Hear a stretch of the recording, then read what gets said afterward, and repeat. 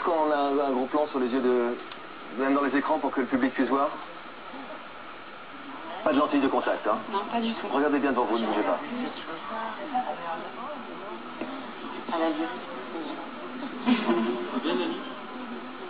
Vaut mieux avoir des yeux de chat que des yeux de batracien quand même quand on a le choix.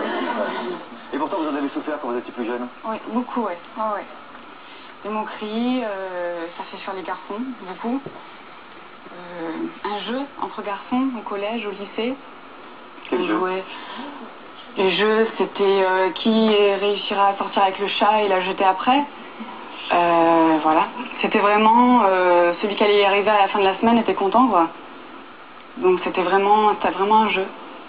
Jusqu'où était le mauvais humour, enfin l'humour de très mauvais goût de ces garçons? À la sortie du collège, un garçon m'a offert une boîte de pâté pour chat. Il s'appelle comment? Il s'appelait Karim. Est-ce que Karim aujourd'hui ne regrette pas en voyant cette jolie jeune femme, magnifique jeune femme que vous êtes devenue? Qu'est-ce qui vous a permis de prendre confiance en vous et de faire de cette différence une véritable force?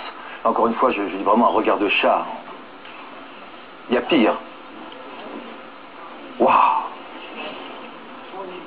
À quel moment vous avez réussi à l'assumer, à vous maquiller comme vous vous maquillez aujourd'hui? Oui. Vous vous maquillez, c'est pas Oui. simplement le travail de nos équipes. Non, j'étais maquillée d'avant. Maintenant, j'en joue. Je m'amuse beaucoup, je me maquille de toutes les couleurs, je le mets beaucoup en avant. Mais c'est vrai qu'avant, c'était beaucoup un gros complexe, je le cachais au maximum. Et surtout, éviter le regard des autres. Et comment, mettre des lunettes alors? Non, pas du tout. C'est...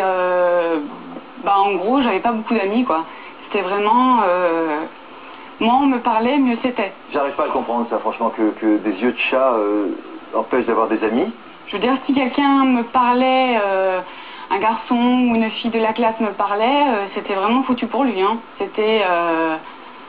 personne ne s'asseyait à côté de moi, c'était vraiment... C'est foutu pour lui parce que... Parce qu'il m'avait parlé, c'était vraiment...